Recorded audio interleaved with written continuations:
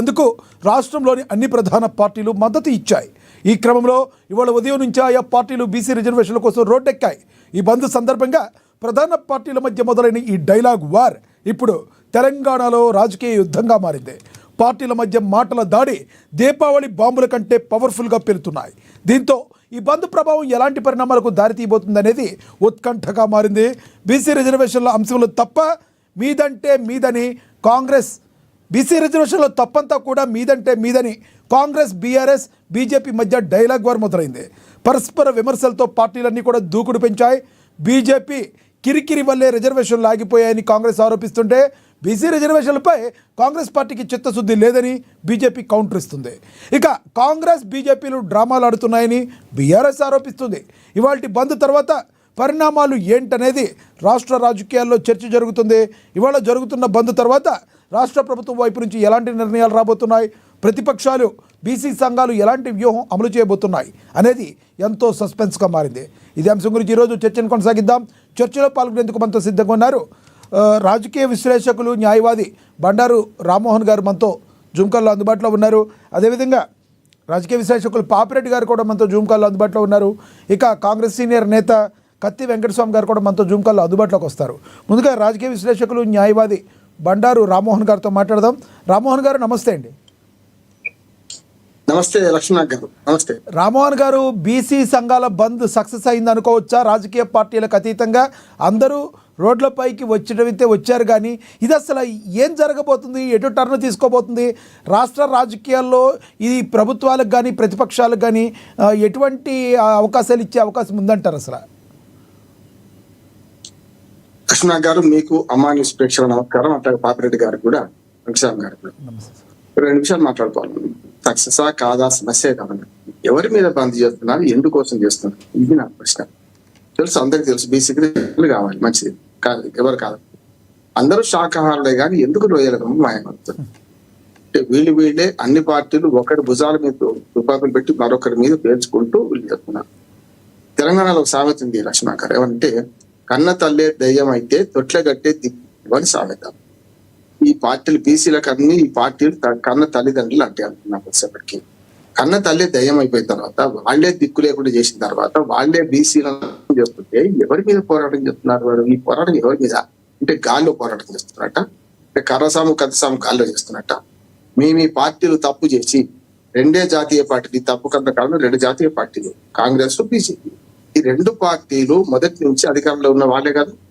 55 ఏళ్ళు కాంగ్రెస్ పార్టీ, 20 ఏళ్ళు బీజేపీ, 20 ఏళ్ళు మిగతా జనతా పార్టీ, మిగతా సంకీర్ణ ప్రభుత్వాలు అంతే కలిసి 78 ఏళ్ల స్వాతంత్రంలో ఈ పార్టీలు అధికారంలో ఉన్నాయి కదా. ఇవాళ ఎవరి మీద ఎవరు ఆరోపణ చేసుకుంటారు, ఎందుకు చేసుకుంటున్నారు? మేము ఈ పార్టీలు ఆత్మపరిశీలన చేసుకుంటే ద్రోహం చేసింది మేమే అన్నాడు.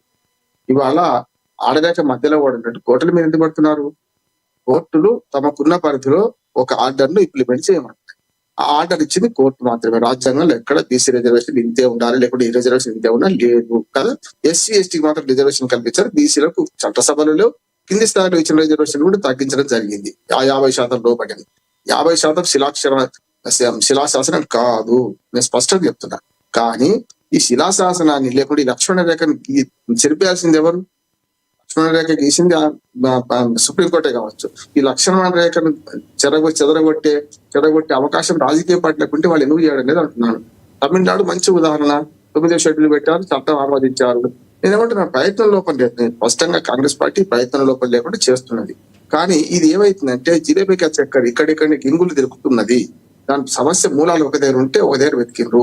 చట్టం చేయడం కరెక్టే, గవర్నర్ పంపడం కరెక్టే, మన రాష్ట్రపతి దగ్గరకు పంపడం కరెక్టే, వాళ్ళు చేయడానికి పూనుకోలేదు. అందుకని బీజేపీ మీద నా విమర్శ ఏంటంటే, మీరు చట్టం చేసేటప్పుడు రాని అభ్యంతరము బీసీ ముస్లిం బీసీలు, హిందూ బీసీలు అనే చట్టంలో లేని విషయాన్ని ఎందుకు ప్రస్తావిస్తున్నారు అంటున్నాను.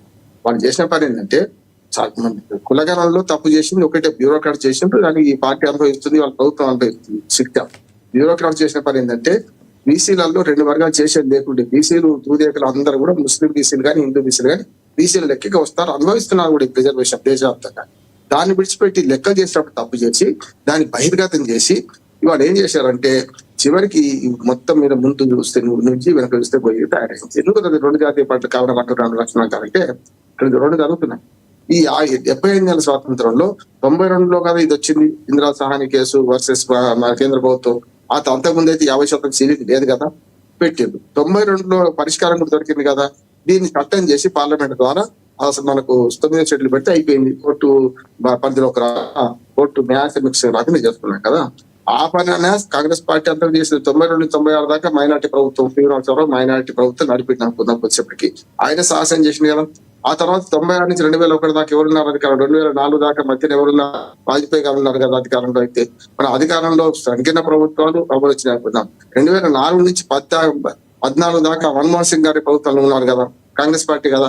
మరి 14 నుంచి 11 ఏళ్ళుగా బీజేపీ ఉంది కదా.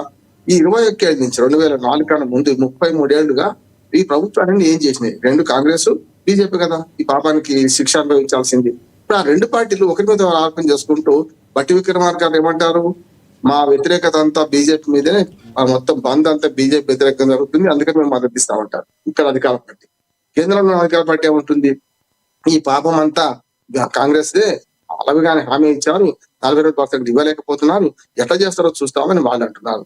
సరే, ఇద్దరి మధ్యన బీఆర్ఎస్ లాంటి ప్రాంతీయ పార్టీ ఏమంటుందంటే, హామీ ఇచ్చింది మీరు, అమలు మాదా, మీరు ఎట్లా చేస్తారో చూద్దాం, మేము కూడా మా బిల్లు పాస్ చేయడానికి ఇచ్చినాం,